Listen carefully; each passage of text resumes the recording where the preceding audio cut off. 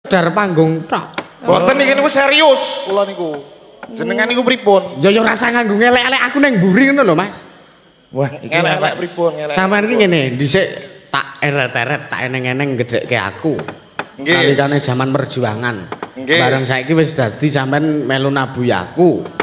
Lah kok sampean tanpa taliwara kok ning mburi kok nganu aku ngene. Mbok nggih digelar digulung to, Dik Yusuf. Iki nek Jenengan niku entuk warta ngoten niku sekedap nggih, Mbah. Nyuwun wekdal. oh nggih. Nggih. Wong sepuh disepuhke aja mung tuwa-tuwane ngampas melu ngewangi. Nanti cuwil HP ku asu. Wis. Sik, kosik.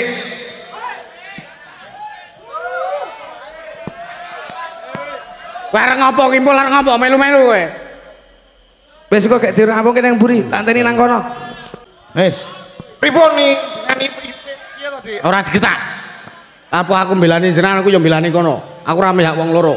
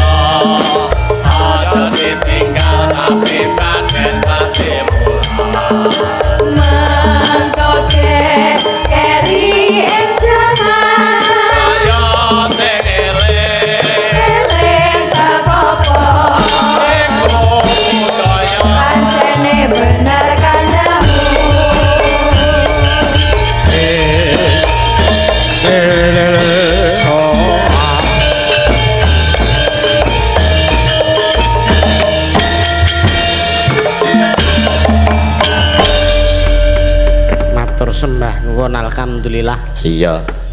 Alhamdulillah bengi iki awake dhewe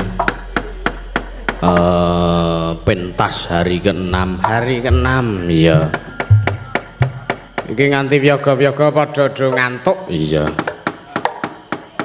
Mulane kuwi. Ya ora masalah, ya ora masalah.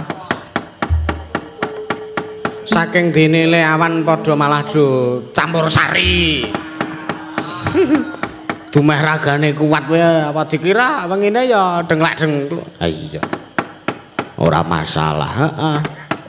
Iki Titi Wanci. Awake dhewe caos pelipur. Panglipur, heeh.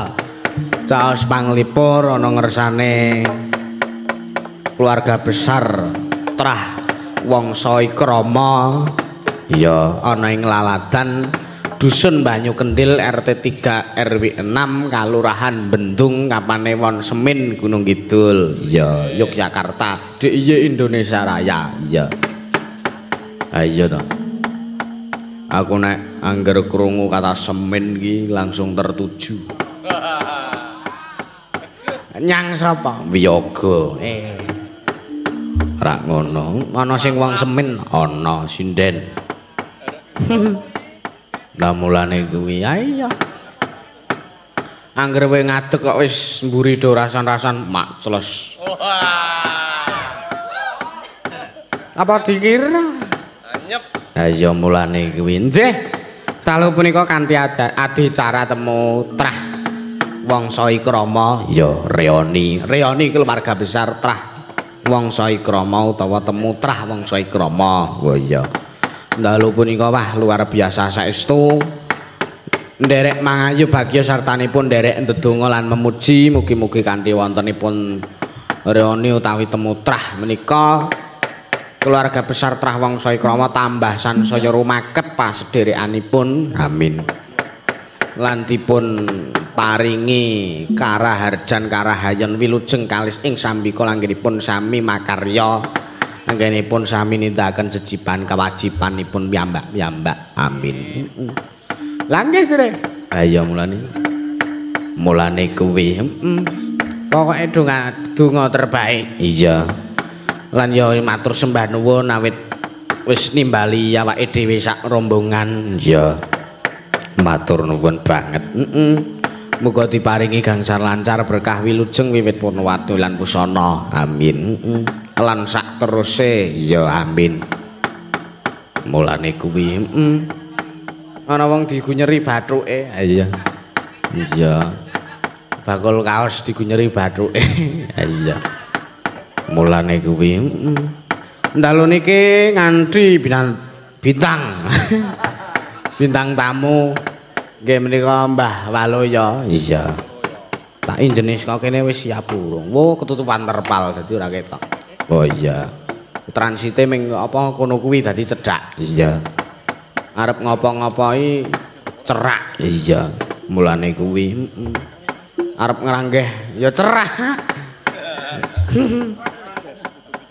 Oke, Sure. Ha iya. Heeh, langsung kemawon mengko Mbah Waloya diserampatke suwe wis ora ngrungokne serampat. Wah iya. Serampat pelok mana? Iya, serampat selendro. Monggo, Mas.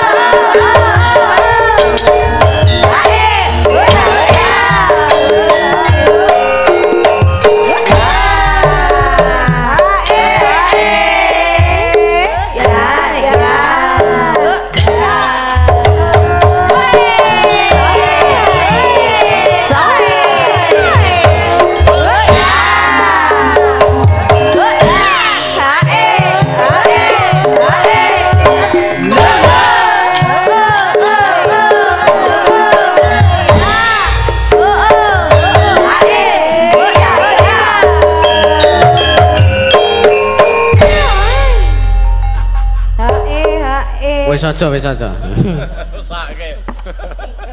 Ngesake wewe ngadeg dipeksa kok wewe. Pokoke cekel mawon aku Aja neson to. Tur meneh sampean ki lek joget mbok ira cerak-cerak menika wonten piyayi lho. Adek le ngatur. Ngatur kaya ngapa wae kok ngatur. Ngono ki aku ki ngopo? Aku wis duwe. gawake wis suwe ra nyekel kok ngene iki kowe. Ama bungker kaya ngono. Wah. Kula nuwun Mbak Sange. Kula nuwun ketemu melih. Nggih, bola-bali ketemu meneh. Ah nggih. Kula nuwun Mbak Sangi. Kula nuwun Bu Suhin. Iya. Apa kok kesel wae? Abot-abot golek dublak putu ya. Dublak dhewe sasan nek putu. Lah wong putu ki mung ame sithik sampean sing akeh dhewe kok alasane goleke putu. Nah ya gua alasan ki men luwes kok ya ngono kuwi. Sing ikhlas to. Assalamualaikum warahmatullahi wabarakatuh. Waalaikumsalam. Wah, pepanggihan kalian para kadang terasa saking Mbah Wongso Ikromo. Nggih sore. Wah, Wongso. Sampean mah dikek catatan lho. Mbah Wongso Ikromo. Nggih, leser anu leres Mbah Wongso Ikromo. Trae akeh banget. Nggih. Matur sembah nuwun nimbali kula kalih bojo kula. Nggih. Bojomu tenan ude. Iya, nah aku Iki ana piyayi pelayan tanggaku lho. Aku ya ngerti nek ora apa wong nyatane ku ya bojoku. Lah ijab nang ndi? Lah neng KUD ngono. Ijab nang KUD. Lah nek pas gempa KUane ambruk pindahane KUD ya. Sisan RSUD wae. Terus jeneng tuwa. Ayo. Margane iki wong gandeng turunan rada kasta sithik. Marga nganggo margaku Nggi. Marga ki apa? Nggi kayak kowe lani. Dadi nek metu bareng ki Ngilani. Iya. Lah iki asmane apik tenan. Ning tanggamu ke jenenge apa duwe jeneng kok dadi ambek dina malah congkrah karo tangga teparo ki ngopo? Lah apa? Lah tanggane sampean ke jenenge sapa? Arjo sapa? Oh lah wedok jenenge nang rum. Dadi sing lanang ya muring-muring terus. Aku muring-muring. Lah nang rum terus ora muring-muring. Ana lho jeneng iki sing marai kepiye ora jumbuh karo kahanan. Lah iya tanggamu kae lho. Lah ya tanggaku kono jenenge ngaji ya. Mongko dhek ora tau nang masjid blas kuwi. Kuwi jenenge wong ngaji ya. Aku jeneng kok yo aja digathuk-gathuke karo kahanan kuwi. Lah ya nek jenenge ngaji ya ki ya nang masjid. Eneng sing jenenge ngaliyane dhek metreng-kreng ora pindah-pindah. Ya eneng. Ha nggih sore. Jeneng kuwi to asma Kinarya Japa kaya aku ki Waluya. Wih, nek jenenge Waluya ki ya Kinarya Japa. Wah ki wayah lu ki luar ya ki bebaya sak wayah-wayah luar saka bebaya sluman slumun slamet. Percaya mboten, Cok? Ora percaya. Orang sing penting aku rak slamet ora piye-piye. Akhirnya kalau sampean ki ora slamet ngono kok. Dari Waluya. Lah ya nek rak aku ki tetep sluman slumun slamet. Ora wae. Lah apa? Apa iki bar goling ngono kok. Lah kae pas apes dak nek. Nek tanggamu ke jenenge sapa kae? Sing ndi? Arjo sapa? Arjo Kisut. Nah, kuwi sing tok dadi marai padu ya kuwi. Arjo. Lah ya kuwi lho kok jeneng kok Arjo Kisut. Ana jenenge nggon aku ki Arjo Buang. Heeh, terus Arjo Tedun. Arjo Kisut. oh. Lah, sing jenenge Arjo Buang kuwi rak mbubuti suket ning ngarepan omah. Heeh. Lah Arjo Kisut lewat. Terus? Rekane ya ngenyek si Kisut ki mau. Suket kaya ngono kok dibuangi. Nah, Pak Buang ya krasa males. Lah wong meng kisut ngono tadi. Dadi lan pecok-pecokane wingi kae. Hukum karma langsung plek-cek ya nang ngono kuwi. Mula wong urip kuwi ora usah sok gawe cilaka, ora sok gawe larane atine wong supaya ora oleh karma, ora oleh pembales kaya ngono kuwi. Ngerti ra? Kaya kowe barang kuwi. Gitu. Betul aja. Niki selain niki enten pamundutan apa mumpung isih sore? Lah ya mengke dhisik ta ya tak. Mengko kok. Tak ganjele engko ndak dipaidu. Iki lampu ning nggon wit-witan ki ya ning lampu. Teknologi canggih ki rumah saku wit-wit kok jedul lampune. Kan lek oh lah iya. Wong zaman saiki. Beda ro biyen. Biyen ki wayangan ki nganggo Fitromak gek kene dian sing jenenge ana plenthonge ngisor kae. Kuwi le nyewa nek nggon aku biyen ning Wonosari arep wayangan kuwi jam 4 wis dijupuk. Nganggo Fitromak kuwi. Dipikul ngene mburi ki wis murup ngarep watu. Dadi dalan-dalan ki mune kuwi arep wayangan ngene ngono kuwi. Nek saiki wis nganggo kaya ngene iki. Nggih. Nggih sore. Wong Bayen barang iki saiki karo mbiyen beda. Wong napa? Wong Bayen. Lah kok beda wong nyedalane ngono. Kok bedane iki kan ngendi? Lha ya beda mbiyen. Kaya nek jaman biyen lewat kono ndak saiki lewat ngirung. Wah yo. Kene kok Tegese iki wong biyen ki Bayen percet sing nulung ki udu bidan, udu dokter, udu mantri. Lah apa? Isik mbah dukun. Mongko lampune gur sentir. Ku rak peteng dedet lelimengan. Ya mongko ler babaran wayah bengi. Lah mbah dukun ki rak ya wis tuwa to. Arep jenenge dukun bayi ki ning wis tuwa. Ha iya. Dadi diundang ngono ki ya langsung njujuk ngenggone iki langsung Nggone iki apa? sendesen Nggone kepiye? nggone sing arep bayan kuwi lho. Lah ya Ning kon sentrongan ngono kuwi. Terus karo nggawa lampu cilik ki. Lampune ya ora deleng ngarepe ndak kepancal kok malah ngobong sapu. Terus ngono to. sapu kepiye? Dengan dene kan eneng sapu nggo kluth-kluth ngono. Wah, Kayak piye? terus kene wis ayo ngeden ngono Mbak Dukun ora kena ngono ambekan ayo terus. Lah iki wis ketok langsung tutut puat ngono jan yen ngono kuwi. Sak ngono kuwi. Diomongi Wis jenenge keluar paksa no. tanggoku kene lho Bayen Cilaka yunan. Lah napa? Lah dukune iki wis pikun to tua banget. Gek. Ya wis gek Cilaka wae wis. Aku ki gendake sing cepat to. Sampeyan ki nek ngendi kae sing tuntas to. Kowe iki mikir to nek dijak ngomongi dukun tuwa nulungi bayi. Heeh, terus kepiye? Lho sing drong iki sing. Lah ya ora Nah aku bayangke lho Pak nih. apa? Rikala zaman semono ya ta, eneng Mbah Dukun nulungi Bayi. terus gawa sentir, ta. Lah nek dilalai si sentir kuwi mau gejejak karo sing arep bayen. Mati. Terus lengane numplek. Gek kobong tekan ngedidi. Nah, kuwi lahir jenenge rambut geni. Oh, aneh. Iki zaman biyen karo saiki beda pancen kemajuan teknologi ku semakin maju. Nggih sore. Nggih to Mbak Cange? Nggih sore. Nglendri mboten? Wis ya napa? Ki ana pamundutan Oh, iya. dari keluarga besar Trah Wong Saikrama dari sesepuh nyuwun liwung. Nggih. Nggih. Apa kuwi mau ora krungu? Liwung. Lewong. Ya, disendikani sapa sing Ayo kulino monggo keri gulung. dhewe wae liwung iki gayeng. Enggak. Liwung gayeng-gayeng iki keri dhewe wae. Oh, iya. Aku kari dhewe. Sing ora gayeng apa? Sing ora gayeng ya ora ngopo-ngopo. Ora apa. Kayak meneng bae. Nggih. Ora ana pamundutan apa iki sing kira-kira anu. Iya ana.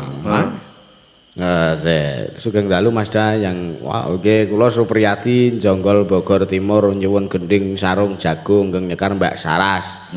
Salam kagem sedaya keluarga Trah. Mbah Jodi Keyo sapa iki? Jodi Reya mugi tansah pinaringan karahayon sedayanipun. Amin amin matur sembah nuwun 200.000 transfer. Salam juga kangge Mbah Waluyo dan Mbok Suhin tetap sehat selalu matur nuwun. Nggih. Sami-sami. Transfer iki nggo sapa gak aku ridungake sehat ngono to kuwi. Oh iya. Ya. Ora usah ngono kuwi. Sampeyan wis tuwa duit arep nggo ngopo to?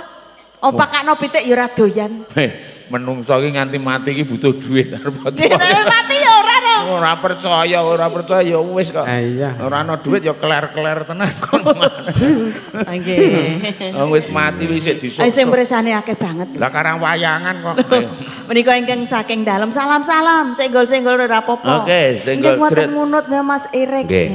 Ya. Mas Rajiman kalian Mas Narti ya ketoknya lho. Oke. Ing Kalimantan ya ketok dadah. Dadah kaya soleh Mas tiket. Basuki. Ya.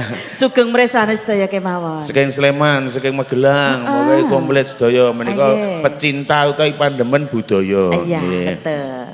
Bocah anu diwaos nyuwun tulung. Nggih.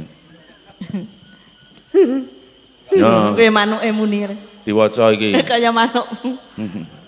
Ngingu jare sampean iki. Manuk apa?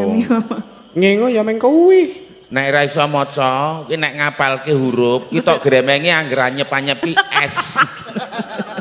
Lah iku kudune mripat ki diambake nek aku maca tak ciutke.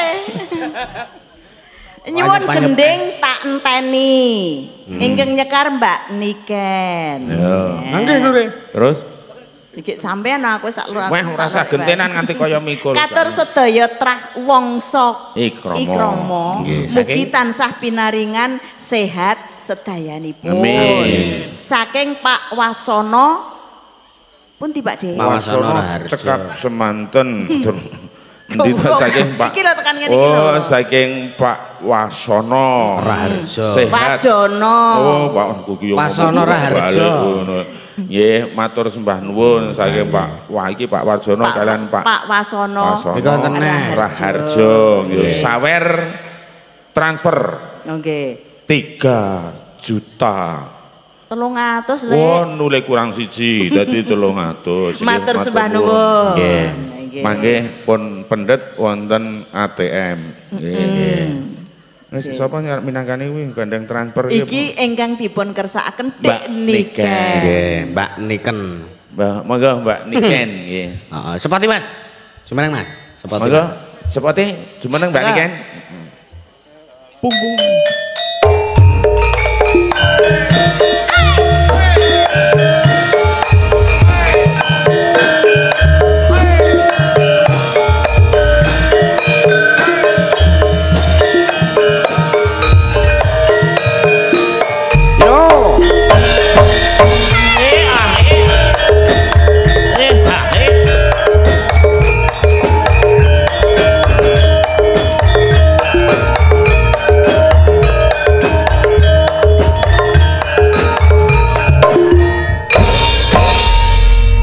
Iki asli penduduk kene iki lho. Lah nggih, Asli saking Bendung. Oh. Mangke pinarak Mbah Waloyo Bu Sirin. Oh iya.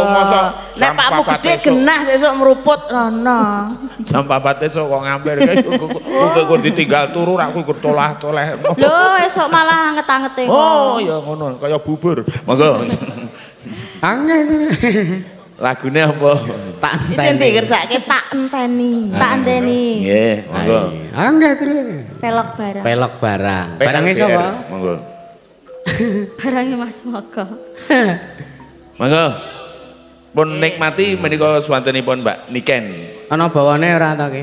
Komplit. Oh ya, sisan mawon. Awak dhewe lungguh. Lah iya. Angge terus. Suarane sapa to kae?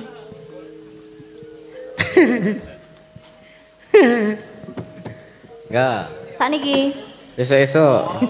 Ayo saiki to no, apa ya rak ngenteni sesuk wis lak padang. Ya narat suwe ya esuk-esuk. Kiraku komitmen citra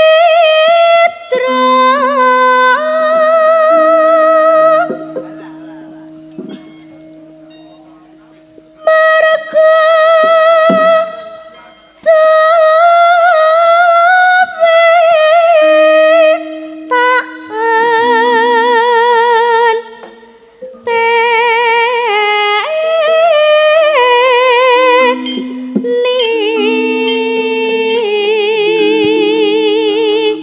Suara kok aluse kaya ngono biyen iki jaman cilikane dikeki pangan apa ya, Pak? Kuwi le mangan diatur ora sak-sake ora kaya kowe. Lah kok terus nyalahke aku? Suara arep apik iki aja waton mangan. Lah kowe iki bayem mlebu, kobis mlebu, timun mlebu, gedang lep, kacang bleng. Kowe iki pengen nyanyi malah dadi jugangan. Lah ben suarane apik kudune mangane napa, Mbah? Ya nek sing ora mambu-mambu lenga. Contone. Ya kaya oncor, kompor. Kowe malah mambu lenga.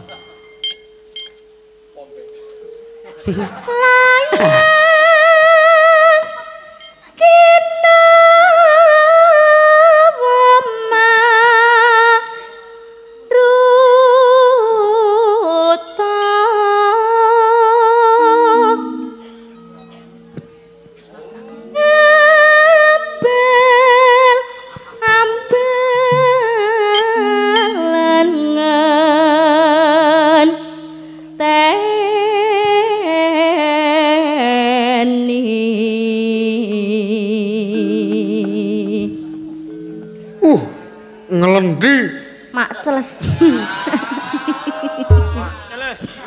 Langgeh itu deh. Wasuwe taan teni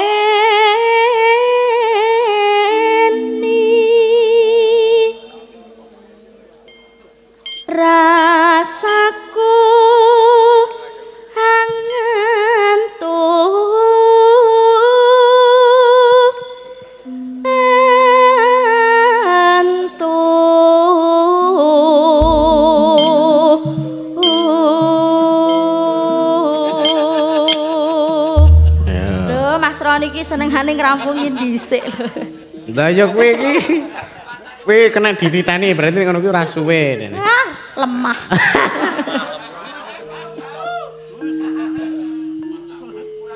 Pasrah sama yang di atas. Baleni ya, Mas. Kok baleni gitu. Bicara krungu samaya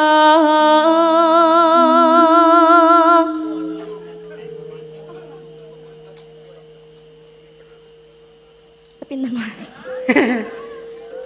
eling yen tak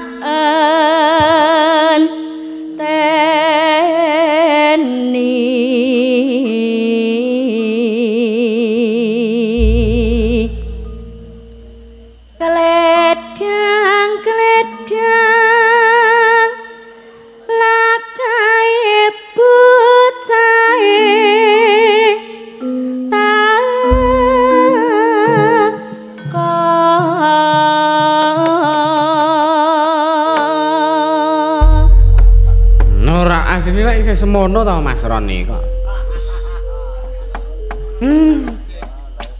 Belum waktunya padahal. Yo.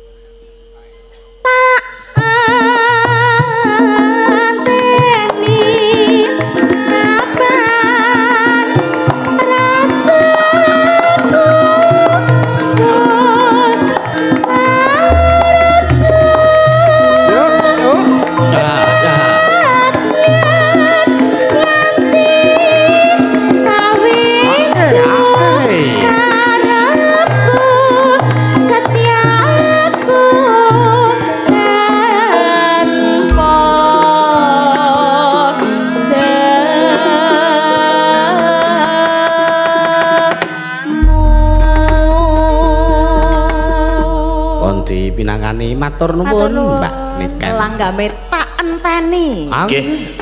Minangkane pamundhutane sampun pun sendikane mugi kathah kinarya pangdipur nggih. Tasih wonten pamundhutan malih mboten? Oh tesih. Tasih kathah. Lah mila niku kedah dipun pinanggani. Niki aja dado to Pak ne sak rene to. Nah, wingi nek ra cedhak aku padem panas lho. Andane adem panas. Oh ya sing aku iki ternyata acarane iki halal bil halal. Halal bil halal. Ngapura ing ngapuran. Sampean wingi wis njaluk ngapura karo kurung? Ya wis kabeh iki rak ya nganggo adat nganggo budaya. Ora ana telate Pak ne. kabeh iki ngono kuwi. Anak-anak do mulih do njaluk ngapura sungkem ning aku, wong aku ki wong tuwa, anakku yo akeh. Dadi kabeh iki bodo-bodo iki ya do mulih kabeh anakku. Disyukuri. Iki apa meneh sing diirsake? Nggih niki enten pamunggutan saping gunung. Saking bengkel Hantaro. Cebongan Sleman Yogyakarta. Arep dipinangkani ora? Dite tak pek nek ora.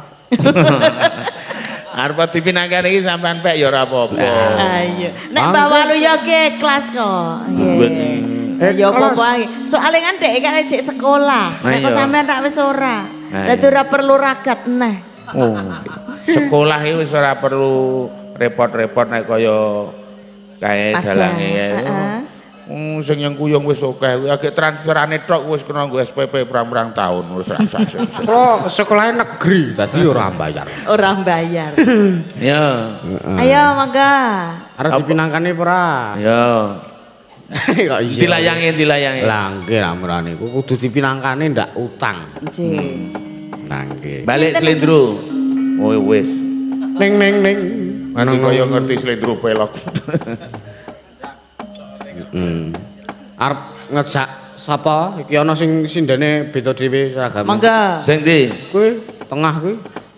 Sing niki napa sing niki? Iki beda dhewe seragame. Oh iya sing beda dhewe. Kene nak. Enak. Awas dong nglangkai roti. Nang apa?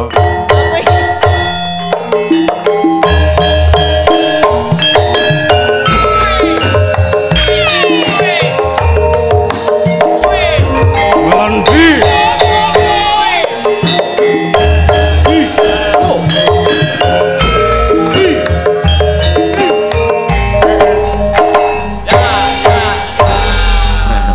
Ora kalah karo keyboard. Iki biyen sampean ketemu karo bocah iki jek cilik ya Pak Ne ya. Oh ya. Saiki wis semene lho. Wong kira ya saya suwe saya mundhak. Saiki wis cemolong.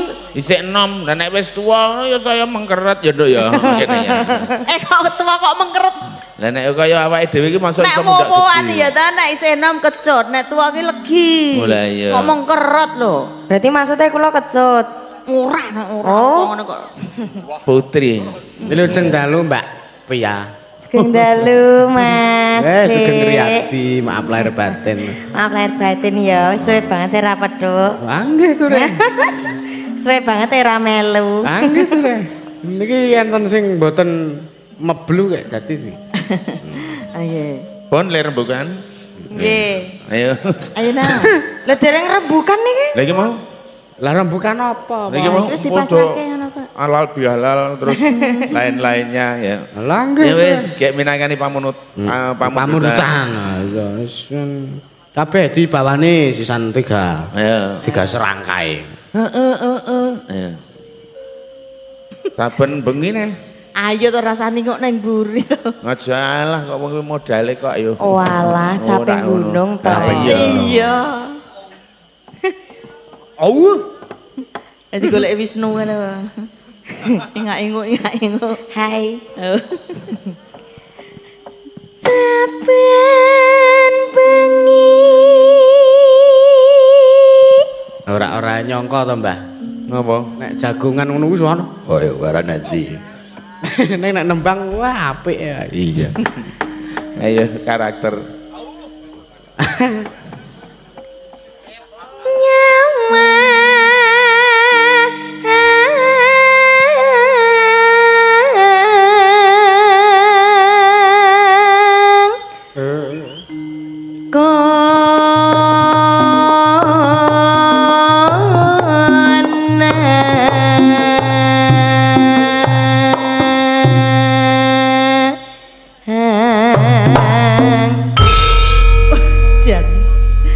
Jumbol setengah-setengah. Ya ora apa. Nggih sedidik riyen wong nembe pisanan Oh lah ta ya niki. hati-hati ya nak ya, ndak suwek. Mboten. Jarike. Mbon suwek. Jarike. Bojoku ki omongane kadang-kadang sok ngono. Lah ngopo ta? Wong iki lek nganggo jarik ki rak ya rada sesak ta. Oh mumbule kok jarike suwek ora ya ora ono. Ya omong tak elekke lho. Ayo. Mbon suwek. Apa? Mbon suwek. Jarike. Ora suwek apa kena dienggo nek jarik ya ayo. Ayo. Niku mboten suwek, Mbah, bolong. Oh iya. Lah iki sing kene bolong. Nek jenenge suwek ki jarik. Nek bolong? Ya semprong. Nek buntu ya alu. Oh. Semprong bolong buntu alu ngono wae. Anggih ture. Heeh. Yen memajang among karo janur kuning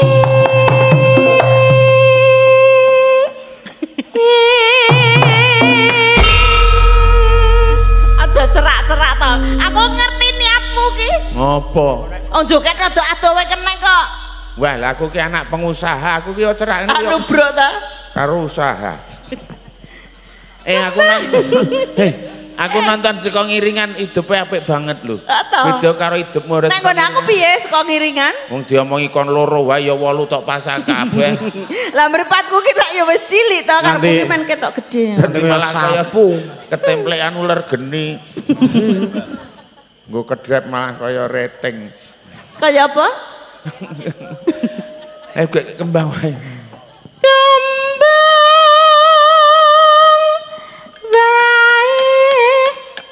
weton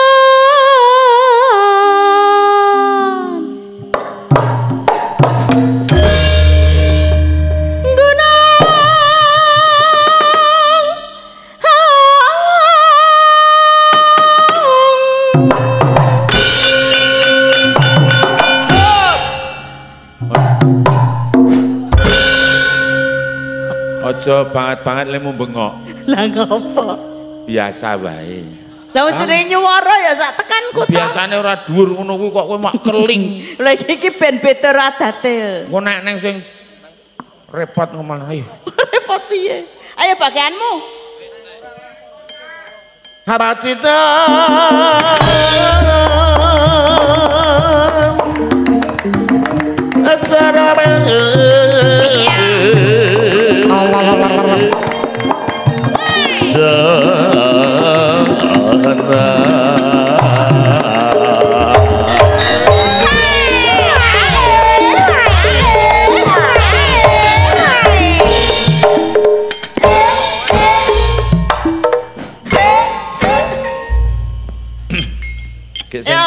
Sing panas apa?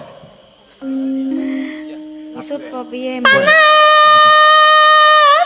Wah. Hutan.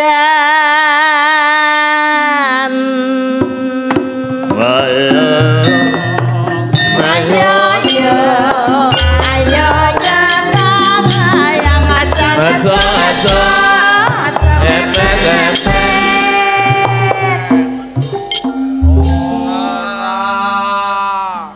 Wis kuku dikandani.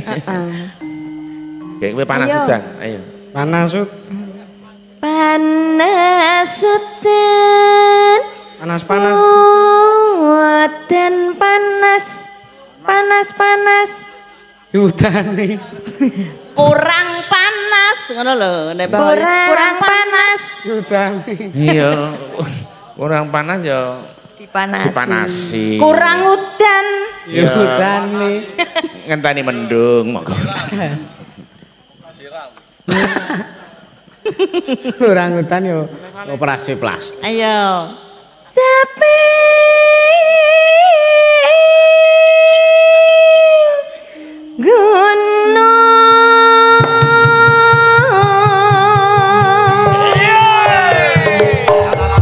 Ayo bojoku dadi.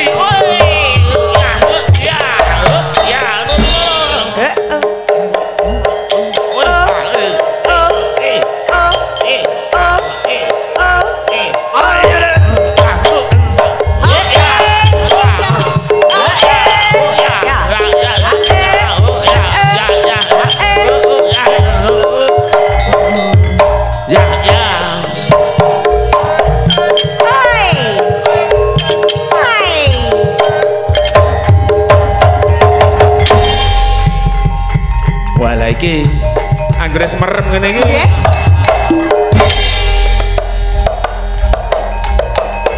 Wes. Yo. Wes Ras. Wes le. Marai mumut. Wah, anggres merem ngene iki kepenakan iki anggres merem iki. Kepenak. Kelem lungos kok kene ora? Waduh. Waluya ndi? Lho kok nantang. Aku enenge. Kowe sapa? Aku Dudu Suhen. Oh, Dusuhen. Sapa? Aku sing bau reksa kene. Wah. Pinten, Mbak? Sapa jenengmu? Jenengmu sapa? Oh, Mbahmu kinem. Kowe mulia Aku ora arep mulih wis kerasan nang kene. Oh. Wis bali yo nek anu yo aja ning kene. Aku gelem bali nek mbok sangoni. Oh. Yo ngene, gandeng kowe iki ora tedas apa-apa. Nyo tak rai gedang bengkong dadi nyo. Saru. Aduh. Waduh, kumat meneh. Apa kacang nyo? Kaya kethek. Demet ki ora doyan kacang. Lah apa? Duit. Duit ngono. Apa demit kok mipil? Ngawur. Kayak wis mari wae rasa sing-sing. Ora usah ketempelan. Ketempelan ki gampang tambane. Walah didudut. Ora. Dikletek. Ya. Ya. Lah nggih, ture. Wis ra sida anu iki klebon iki. Ora aku engko ndak. Engko anggere aku ketrusupen angel ngilangi. Ketrusupan. Lah apa iki jenenge? Kesurupan. Kesurupan ki nek kesoren lek. Oh ya kewengen. Wah, Klebon sare. Aku gur nirokke bocah-bocah iki lho. Iya. Suaramu bareng-bareng poso ki saya dhuwur. Ora. Ayo Nduk, Cahayu. Ayo Nduk. Apa adem to? Non? Apa adem? Mboten jane. Oh lagi nek kok sedakep lho. Nutupi weteng sing anu rada Ora apa-apa. Mboten apa-apa. Malah ketok seksi yo. Oh napa nggih? Ya gone bojo kuwi nganti kaya arak bayen. Kaya gunung. Mboten saged Mboten sah. Jula-juline Pak Wardi Kucing mawon. Heh? Aku Jula-juli Pak Wardi Kucing. Oke. Kaya le nyepelekke iki lho. Ayo. Kok njut nangis ya? Kilat-kilit. Kasihan. Ya Allah. Arep mangan kowe ngelapi piring iki arep ngomong ngelapi. Ora ame jawab tenan sampe nek kilat-kilit ngono kaya ula sawa. Ula sawa. Ya aku duwe ning udu ula sawa. Mencok eneng dodo. Medun nyokot. Oh. Ono kok dodo. Ula sawa. Heeh, medun. Mencok ning wit klapa. Ora ngono. Ana prawan mlaku ora nganggo apa-apa, ula medun clorot nyokot dodo. Oh ngono kuwi. Kuwi mau nek ula apa? Ula sawa. Oh. Nek saiki ulane ula diwel. Ula diwel. Heeh. Mencok eneng wit sugel. Terus? Ana prawan kok rada mangkel, ula medun clorot nyokot udel. Terus Kuwi rada gedhe ulane. Nek ula cilik apa ya? Ula kisi. Ula kisi mencok neng weturi ana prawan mlayu kok rada aksi terus ulane medun nyokot driji lah ula luwuk mencok neng wit jeruk ana prawan mlaku kok ndungkluk-ndungkluk ulane medun clorot bali munggah meneh. kok bali munggah piye to karo? Lah kok ora galak ulane? Heh? Lah sak karepe ulane te aku gak ngono aku ngerti munggah kok. Ulane ya hak ngono. Heh? Weh, ayo juli. Wara nadian. Wis kurukan iki gek do lali tok tinting kowe wae. Ayo, kudu. Awan-awan kok mangan gatot bareng nyokot oleh sing alot. Wih, ora dikomsik. Ngakune prawane kok bokonge wis melorot. Wah. ngono kuwi tandane baute cepot. Bokong apa? Ya. Mula dulur sing duwe anak wedok yuk sing ati-ati.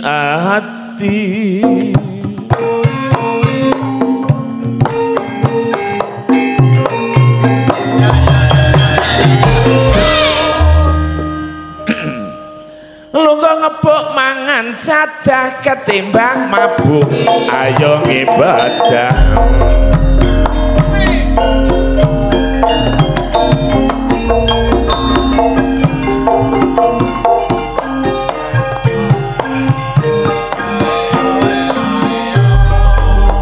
Katur wonten ngarsanipun para kanca linangkung warga ageng trah krama ing krama ingkang sampun wonten dalu menika tak dongake ayem tentrem uripe bagya mulya sing rawuh bengi iki yo nyuwun ana ngarsane Gusti muga tansah pinaringan slamet basuki gampang golek sandang pangan lan rejeki iki nganakake ala hiburan sing digelar iki ngono jenenge ala wayangan sing sepisan ore-ore kabudayan sebab wayangan kanggo tontonan uga tontonan iki ana bapak polisi nyambut gawe ora kenal awan bengi karo masyarakat yakin mesti mengayomi ngoyak-oyak penjahat karo wong sing padha judi wonten ngarsanipun bapak tentara badan harus sehat juga kuat manggul senjata rela pisah anak beserta keluarga itu semua demi membela nusa dan bangsa menika wonten lenggahipun bapak lurah nek ngarahke rakyat mestine lurus juga terarah karo masyarakat gede cilik mesti ramah tamah contone Pak Lurah kene desane Gemahripan ning yo eling dulur monggo marang pangeran ngeling ana nyawa iki kabeh ngono nyawa gadohan nek bondo donya dulur iki ngono ya wong titipan derajat pangkat panguwasa dulur iku ngono mung sampir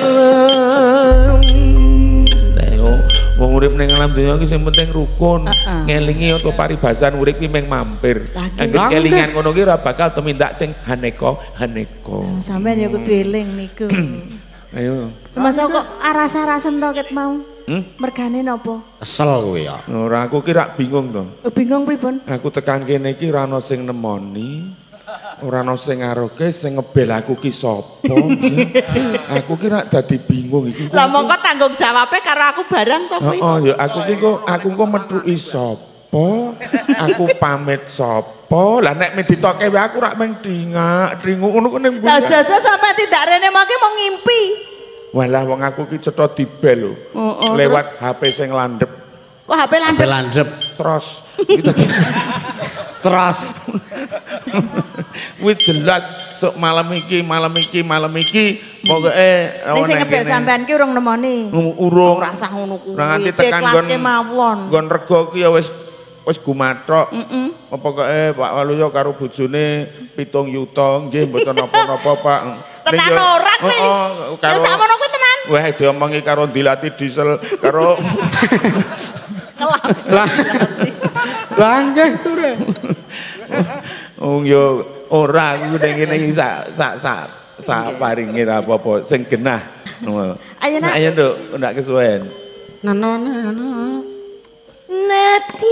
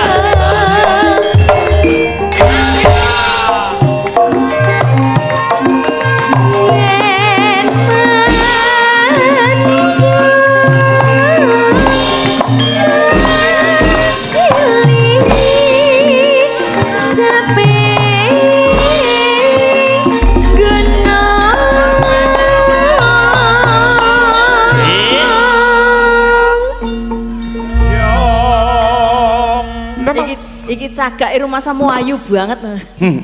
Nang opo? Nemu nyawang karo sikil mulih. Nah iya. Asoka bisa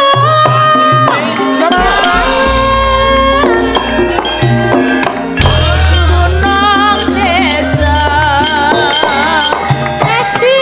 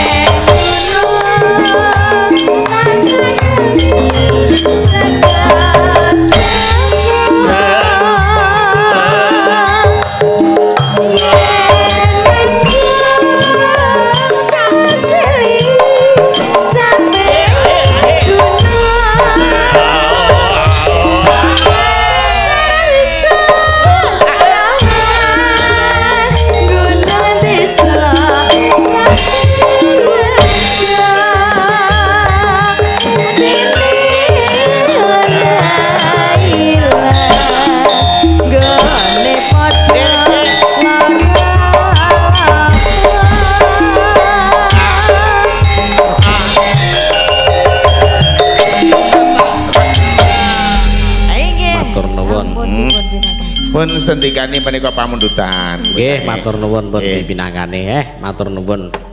Karang ya wiyaga ki nek kompak ya. Sinden ki nek kompak ya.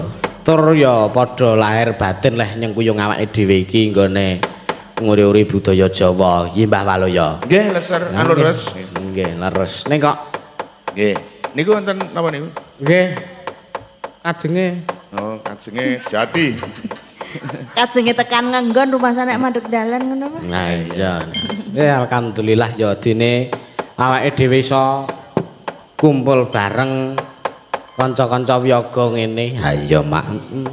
Nyemeng kok iki rong dina iki aku rada ora rena penggalihku. Lah ngopo? Ana sing ngabarke aku ning kono iki aku ki ngene ngono aku ngelek-elek aku ning ngono. Tenan iki tak kelirke sisan ora purus aku ora wedi. Wonge ya ning kene. Ngono lho. Dadi nek wong iki nek ora lahir batin mending sisan wae lah. Kowe omong terus terang ngono wae. Aja malah njur ngelek-elek ning mburi. Lah kowe iki ngapa melu aku kowe gelem nguntal dhuwitku ning kowe ning mburi ngelek-elek aku. Iki curhat Pak Ne. Curhat wae. Curhat apa-apa. Sing penting awake dhewe ngelekke ya sing sabar. Wong sabar ki bakal subur. Ora bakal wong dielek-elek ki ya elek tenan. Kadang-kadang sing elek-elek ki malah luwih elek. Lah mulane niku sing sabar wae ditampa santai. Lah Kepiye? Santai.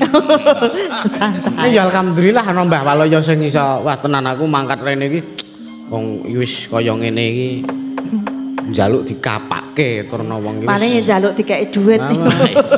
Kelingan cerita sing wis-wis ki ya wis aja terus sampai terulangi lagi lah kok iki ana. Wong ya ning kene ya tak sidang sisan. Ya ana paribasan damar mancung cinupet. Tegese sing wis ki ya wis ora saged dawa-dawa ndak dadi ula sawa. Ning ngeten iki masalahe ora kok karo kanca-kanca yoga liyane, masalahe karo kula pribadi. Oh. Ngoten lho. Kok kompak to, Dik? Ya masalahe niku, ya wis liyane mbok ya kaya liyane wae to nek misale pancen ora lahir batin tenan iki ya wis ora sah apa ya aja ngapusi awake dhewe lah. Oh. Iya, pomone ora kuat melu ya ora salah ya ora sah ngono kuwi mulane kok. Gek awak sampean ki sebagai wong tua ki sing nengahi ngono lho Pak Ne. Lah aku wis terlalu nengah wis jero banget lah aku Ora sah suwe-suwe. Tegese ora ngono kuwi. Dadi enenge anak ya saka polahe wong tua. Dadi anak pola bapa pradah. Lah iya. Nek bocah ki kaya ngono curhat nyang wong tua, sampean sebagai wong tua njut kepiye carane nuturi. Aku rak wis meper. Dadi sing sabar, Oh, iya bener. ditampa kanthi sareh lan meneng. Wong sabar ki bakal subur. Ning ra iso. Nek wong bener-bener ki ora bakal kok arep dadi cilaka. Sing penting percaya diri awake dhewe ora gawe cilaka, ora gawe sirik ing atine liyan, tenang saja. Nah ini ra iso nek sak gendakan iki ra iso. Wis ora pisan ora pindho. Arep dheweke sing gedhekke aku kecil ya tetep ora iso langsung wae tak sidange ning kene wis juang sepoti Mataraman. Ora urus ngedek kene ra. Mantel aku.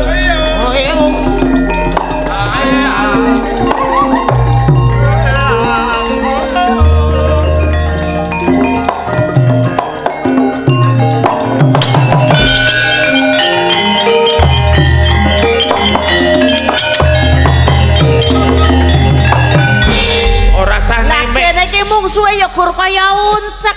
Kaya ngene iki wong pengaruh. Pripun Dek, pripun nonton apa? Piye? Jenengan iki guyon ning kok rada mak. Ora guyon aku tenanen aku.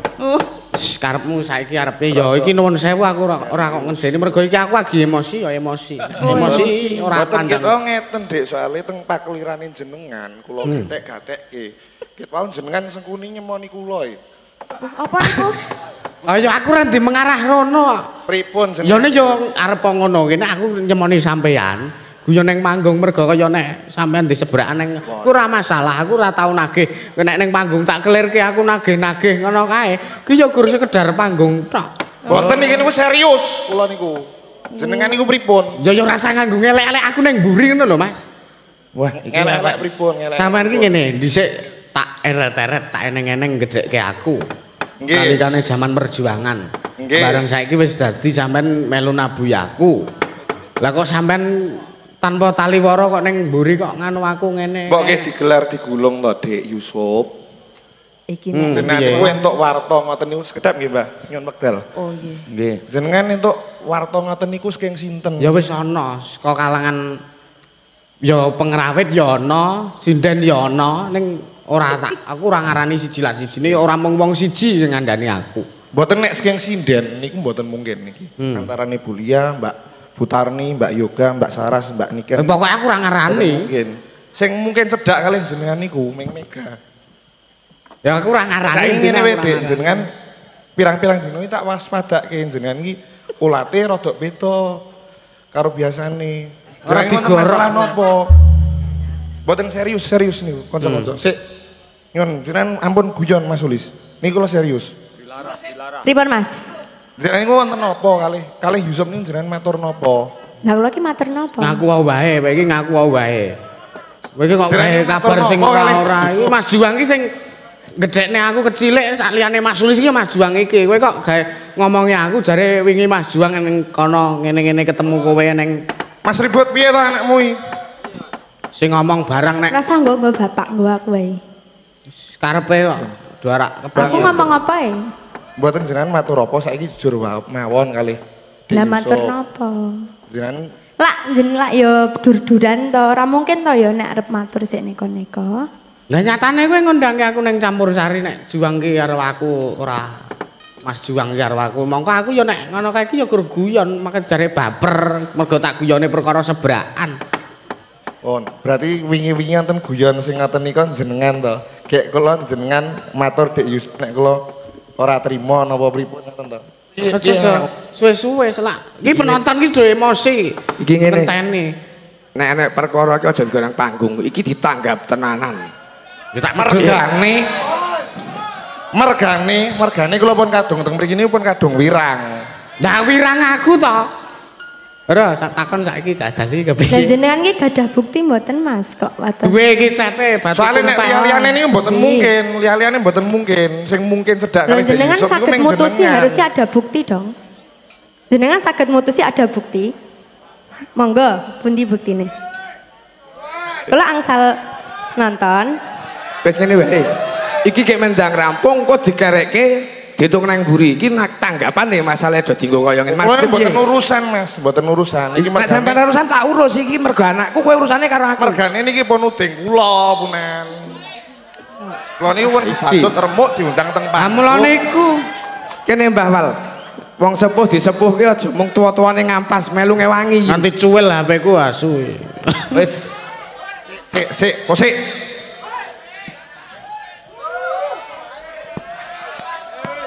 Bareng ngopo kimpul arep ngopo melu-melu kowe. Wis kok gek dirampungke nang mburi, tak anteni nang kono. Ora sado melu-melu bise wis kebak. Ayo. Nyelo-nyelo melu ya ora. Wis gek gorene wis suwen ora. Wis. Pripun nih? Piye to, Dik? Ora digetak.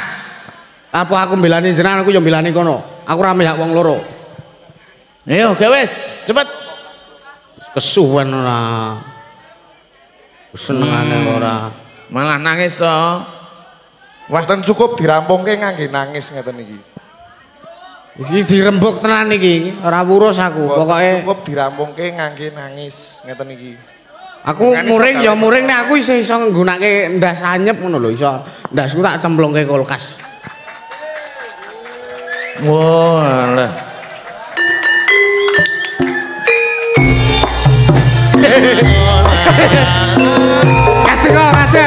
Ngateko.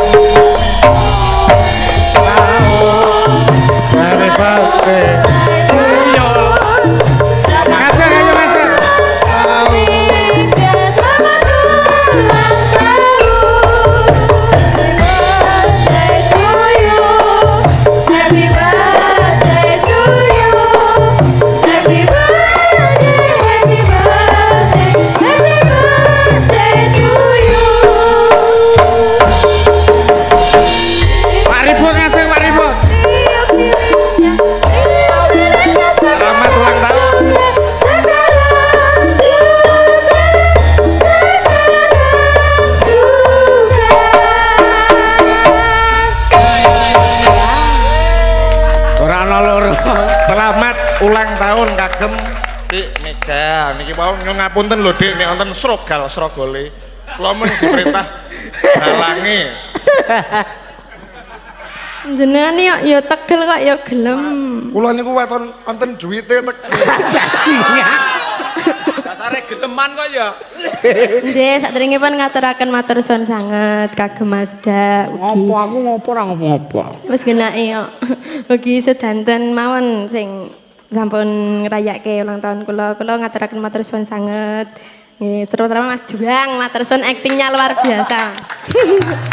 Ya wis, Lah entuk piala citra baru. wis gek kuwene iki dicuwil-cuwil.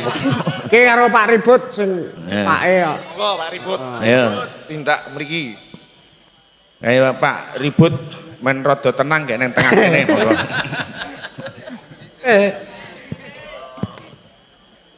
Iya ya wis ora makane iki aja njur ngono kuwi.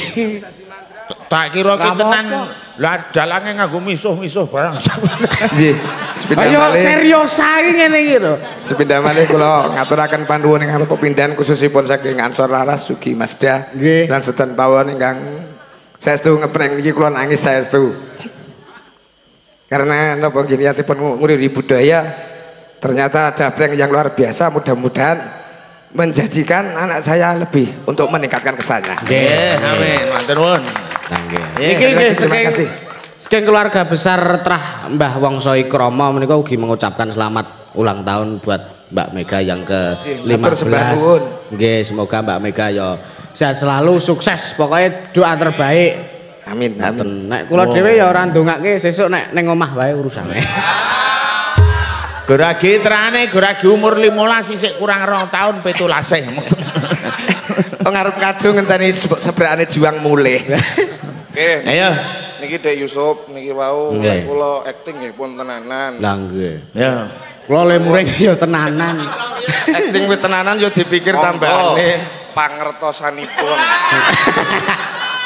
Niki penonton pun kebacut do sengit kalih kula. Ora ngene do sengit. Tiup liline ya.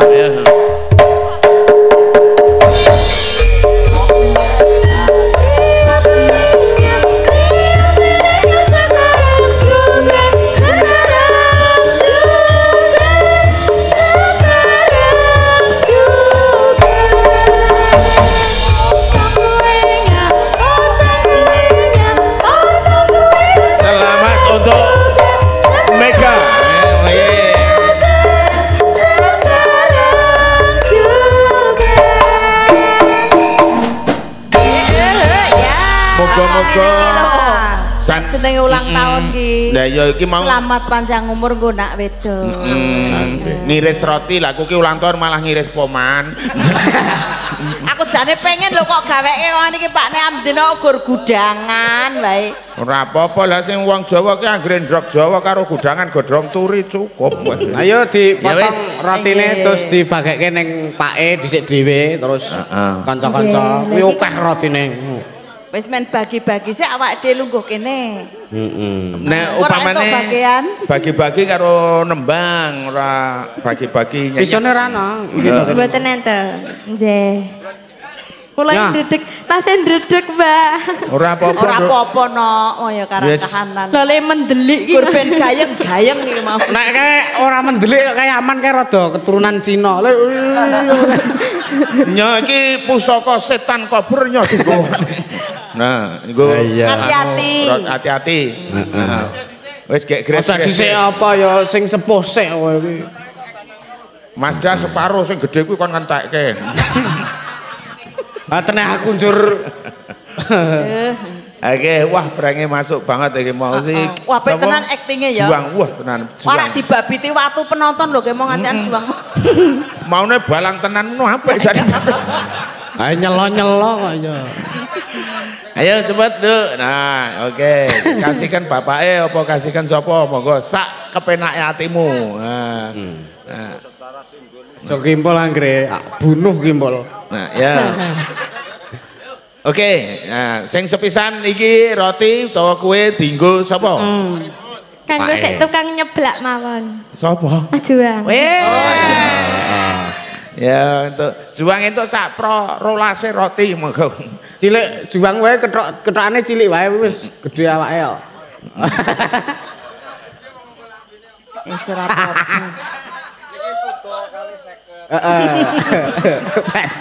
Terus bariki sapa meneh? Iki sing keduman roti rasa ndredeg ora dipotong. Terus ayah tercinta. Ayah tercinta, Pak Ribut Waidi. Ribut Waidi. Bawa luyo rasa kok gatekke. Ora. Kok tak gawekne dhewe tekan omah. Aku trimo triwul karo apa wis apa. Aku anggere mangan roti iki malah mules. Yo. Oke, sinambi bagi roti. Santai wae iki jam 3:30 kok. Ora apa-apa maksudnya, ayo.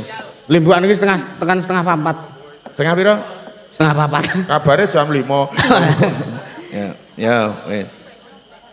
Kadek malah kaya bakul roti. Wah, le ngiris kok iso padha ke apa bakul roti apa piye dasar? Ya paham. Ya. Ya. Nggih, iki kaping pindhone kula sukani bapak nggih, Pak. Matur suwun sampun bimbing kula dados mangeten niki, wae kula matur suwun sanget. Karo diwelingi aja ribut wae, Nana. Nek niku pun gaweane Bu, mboten saged. Wis nek ribut. Nggih. Ayo. Ora. Aja ngomong ibu pripun ta, Pak? Oh. Ora. Ayo kek tulungin nah, ya. Nggih, matur suwun. Pisane tak weling ya nduk jenenge roti. Sorot ki center iki kudu sediring hati-hati mula nek sik peteng center ana golek ana sing apik sing ndi sing elek dibuang. Wow. Seniman kudu tetek tanggon. Aja niru Mbak Niken ning lagune ditiru apik. Maksudnya Mbak Niken iki cilik wis rabi mbiyen maksudnya ngono lho. Iya, roti disorote ngati ngono kae. Tak tuh kok. Ya, monggo. Sampun Mas Da ki anu. Ku sendal. Gunan tuku. Cepet. Jur kiprah. Iya. Ayo. Nggih, sik kaping 3 kagem Pak Karyanto rumiyin. Oh, ya sing tuwa sik masa ora. Lah ya nek nganu ndisiki marang ora. Gede irunge. Lah nggih ture. Oh, Pak. Nggih, niki Pak Maratua.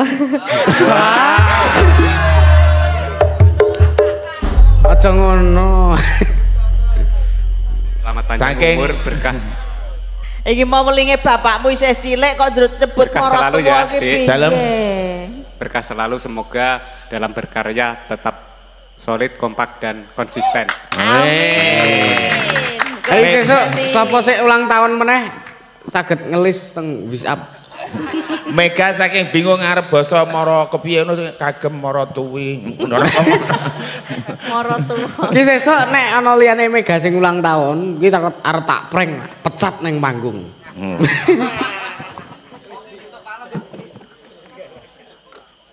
Iya. Engko neh, aku gampang lah ngeki. Engko gampang. Wis oleh motongi roti wis sik, ora apa-apa. Engko kepepeten nek ora dipotong-potong aku wutuhan ki ora apa-apa wis. Aku kayak potong gaji. Ki mau ana pamundutan. Apa? Kasmara ana, Lewong ya ana. Heeh. Lewong wis. Sisideman ya ana. Ya arep sik ndi kowe arepan? Nggih, kula manut mawon. Oh iya, ki ya ana Banyulangit saka Banyulangit saking Pak Diman Hadi Wijayanto Tangerang. Iki diganti apa Banyulangit ora. Ya wis kok nek kowe iso Banyulangit aku kok trimo banyu asasan ora apa-apa wis. Heeh. Arep nembang apa? Ya. Napa, Pak? Oh, nggih. Sing gayeng-gayeng rumiyin ta, Pak? Oh iya. Heeh. Nggih. Lewong. Ngelewong. Nggih. Ya. Ayo Mas Kimbul. Oh, napa, Pak? Lewong. Ya. Nah.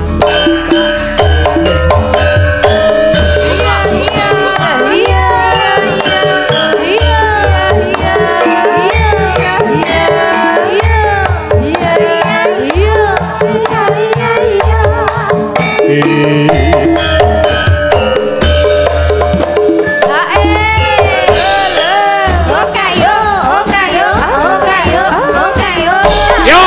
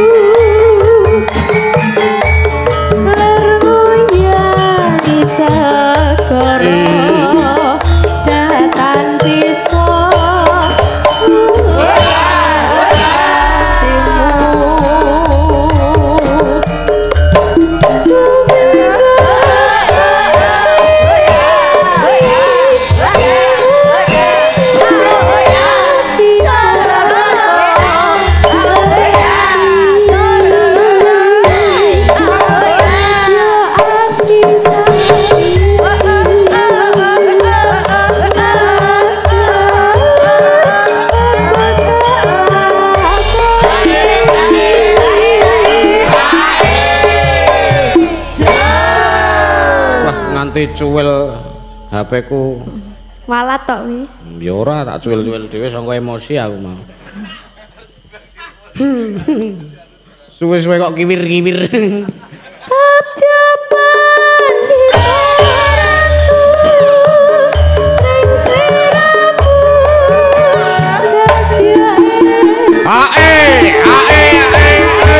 dadi mugi Gusti ngelilahi tresnaku kanthi nama mati.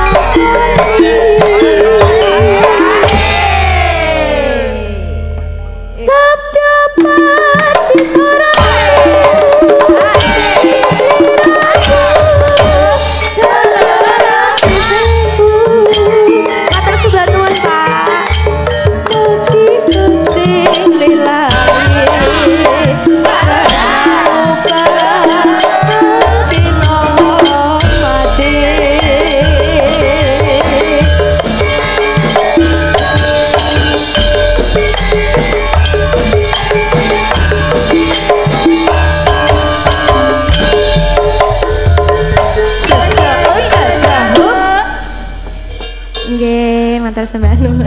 Pripun, Pak? Pripun, Pak? Ajeng apa mandrek niku mboten napa-napa. Matur sembah nuwun. Nggih. Simbah paling asma sinten, Simbah? Pak Adi. Oh, napa nggih? Nggih, matur sembah nuwun nggih, Mbak. Mugi-mugi berkah rezekinipun lancar. Amin. Oh, dari Sumatera. Nyuwun ngapunten, Pak. Ya, mugi-mugi rezekinya lancar ya, Pak. Sehat selalu. Amin. Mugi-mugi dan iki Mega ulang tahun sampean ora nyawer to? Ora kok sawer. Sapa? Mega. Mboten napa-napa, Mbak. Kula mangertos pipilane tesih kathah. Ora mentes wutuh ngejane. Iki matur nuwun karo sing wis beparing, bae rezeki saka Sumatera. Wah, Sumatera. Nggih, Pak. Pak sinten? Pak Belas. Pak Adi Pak Karjo. Pak Adi Karjo, nggih. Kula kesupen wau. Ya, kula kesupen. Sing napa? Mas Bayu niki lak sing Oh nggih. Iya. Monggo Mas Bayu niki lak sing dalem. Ya dicaoske Mas Bayu. Iki ya termasuk sing duwe ide ya Mas Bayu iki. Nggih. Adalah sak penemu karo aku. Alon-alon Mas Bayu, Kampawedang. Nggih, matur suwun nggih Mas Bayu. Salaman no. Salaman. Karo nah. Kok mudi onekne barang lho, biah. Iki mungkin jaluk mic iki guru apa? Tak kirane arep pangandikan ngono. Kira nonton penyanyi-penyanyi nyekel mic kok apik menak nyoba. Wong tiru-tiru. Nggih, sampun. Enten perahu layar nggih anu iki wis jam 12:30 arak budalan aku iki rak budalan. Perahu layar. Derek monggo. Perahu layar. Dikurke. Oke, perahu layar menika pun kuraken kene ayo nika jare selar budalan iki. Matur nuwun. Buka saron. Buka saron. Ayo Mas Juang.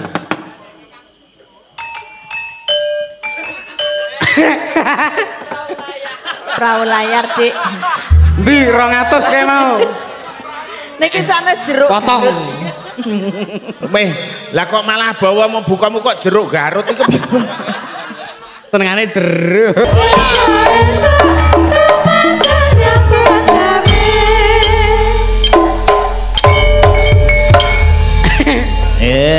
Kimpul kuwi senane ngono kuwi. Nggih ngoten niku. Niki dados ndi Mbak Cange? Nggih niki gandeng pun Yah Keter. Oh nggih. Kula tak teruske anu lakon. Nggih. Matur Bapak Ibu, terah tentu kemane wekdal menika ana paribasan Yud Suminten mlumpat cendela. Cekap semanten atur kula nek bar papat terus 5 menawi lepat nyuwun pangapura. Semanten ugi kula. Nggih.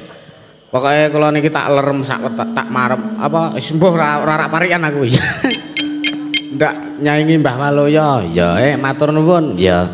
Ayo budalan, Nduk. Iya. Kae rantak-rantak Wadyabala Trigarta lan Ngastina.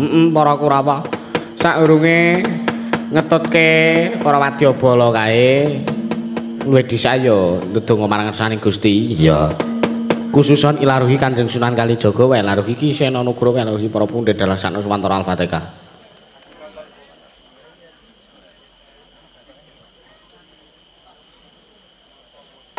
Ayo budal. Iya. Sang Patih Sikra Anata baris nyawiji kumolong dampyak-dampyakku mregut lampahe pinarung krobyak wadana gadhe kumelar ngepeki surakumura